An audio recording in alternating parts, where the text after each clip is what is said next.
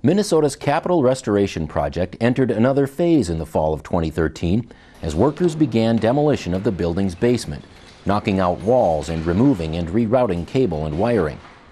The work in the basement lays the groundwork for the entire interior Capitol Restoration project. It's the basic infrastructure of the building. It's the mechanical systems, electrical systems, plumbing, telecommunications. You've seen in the tunnels all the wiring, the cabling that's been removed. That was just sitting up there that had been abandoned over the years. So it is really about the basic building infrastructure, and a lot of that infrastructure gets permanently placed. The new equipment will come in and be located in the basement.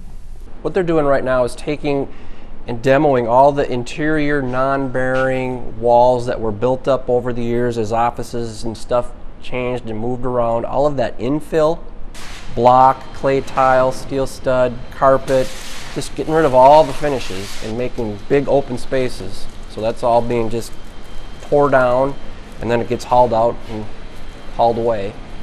And then also the systems that feed the basement, all the electrical and mechanical and plumbing that serve the basement area is being removed at the same time. Block by block, walls crumble under the force of the workers' hammer. The remnants remade into piles of rubble throughout the work zone. Cleanup crews employ a water hose to limit airborne dust and methodically go about the business of removal. The rubble is carted to an elevator and lifted to the street above, where it is loaded into bins to be hauled away. Areas of poured concrete require more than just manual labor. Taking down these walls and slabs requires the assistance of machines, like hammer drills, to manage the task. The basement demolition work prepares the building for the installation of new air handling units and new ductwork.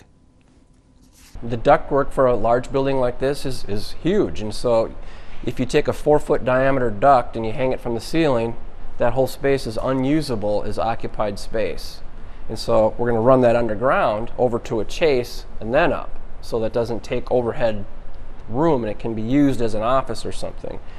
Digging deep enough to fit ductwork underneath the basement floor requires reinforcement of the building's foundation, a process called underpinning. Areas of the concrete floor are cut into sections and then removed. The dirt beneath is then dug out and hauled away.